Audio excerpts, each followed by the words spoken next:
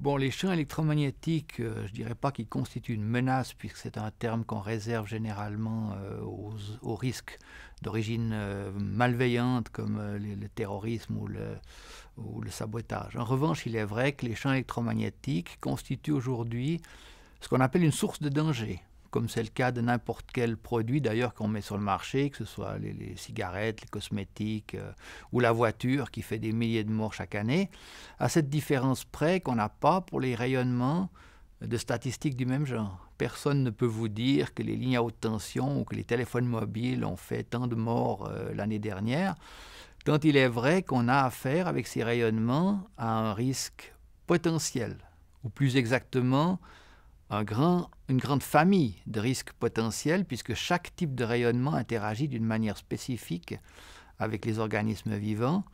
Et c'est dire qu'on n'a pas une réponse unique à la question de savoir si c'est dangereux ou non. Ce sont un grand nombre de questions auxquelles on doit répondre, particulièrement pour chaque type de rayonnement différent. Et naturellement, si on avait des réponses satisfaisantes à toutes ces questions, aujourd'hui, on pourrait arrêter de faire de la recherche scientifique dans ce domaine. Alors, concernant le principe de précaution, la façon dont on le formule généralement aujourd'hui consiste à dire qu'on ne doit pas attendre qu'un risque soit scientifiquement prouvé pour prendre des précautions. Personnellement, je suis assez d'accord avec cette idée. Je pense que la preuve scientifique telle qu'elle a été élaborée depuis, disons, Galilée, depuis 4 siècles, elle n'a pas pour but de prendre des précautions, elle a un but intellectuel qui est d'établir une connaissance aussi fiable que possible et aussi objective que possible. Donc quand il s'agit de prendre des mesures pratiques, en particulier de santé publique, on peut admettre que la preuve scientifique n'est pas le critère le plus adéquat. À partir de là, je fais quand même 2 constatations. Tout d'abord, un principe digne de ce nom ne peut pas se permettre de dire seulement ce qu'il ne faut pas faire. Il devrait indiquer ce qu'on doit faire. En l'occurrence, si la précaution ne doit pas être fondée sur la preuve scientifique, alors on aimerait savoir sur quoi elle doit être fondée. Est-ce que ce sera sur une doctrine, sur une religion, sur l'opinion publique? Tant que le principe de précaution ne nous dit pas sur quoi il entend fonder la précaution, ce n'est pas vraiment un principe, c'est une coquille vide sur laquelle n'importe qui peut projeter n'importe quoi, et d'ailleurs l'expérience montre qu'on ne s'en prive pas. Deuxièmement, concernant particulièrement la question du démontage des antennes qui a été ordonnée par la justice française, je pense que quand la justice décide de fonder une décision sur un principe de précaution, lequel principe rejette explicitement les conclusions de la science, alors en tant que scientifique, je n'ai plus rien à voir là-dedans. Et ça ne me gêne pas.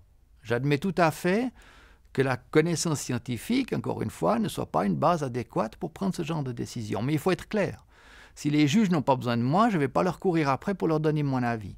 Et quand la justice décide qu'elle préfère fonder ses décisions sur le principe de précaution plutôt que sur la connaissance scientifique, c'est son droit, mais ça ne me regarde plus. Concernant l'appel des vins, j'ai contacté directement certains signataires de cet appel et je leur ai demandé quelle avait été la motivation de leur démarche. Et pour résumer leur réponse, il semble qu'apparemment le but était de délivrer un message simple à la population relativement au risque potentiel du téléphone mobile. Alors, personnellement, je suis plutôt opposé à ce qu'on délivre des messages simples à la population. Parce que, voyez-vous, sur un sujet polémique comme celui-là, chaque fois que l'une des parties délivre un message simple, la partie adverse s'empresse de délivrer un message tout aussi simple mais contradictoire avec le premier. Et le bilan de ces opérations, c'est cette remarque qu'on entend souvent chez les personnes qui sont préoccupées par le problème: on ne sait plus qui on doit croire. Alors je pense qu'à partir d'un certain moment, ce qui est réellement utile, c'est de fournir une information qui sera peut-être un peu plus compliquée, mais de manière à ce qu'au lieu d'en être réduite à croire les uns ou à croire les autres, les personnes intéressées aient réellement la possibilité de comprendre le problème.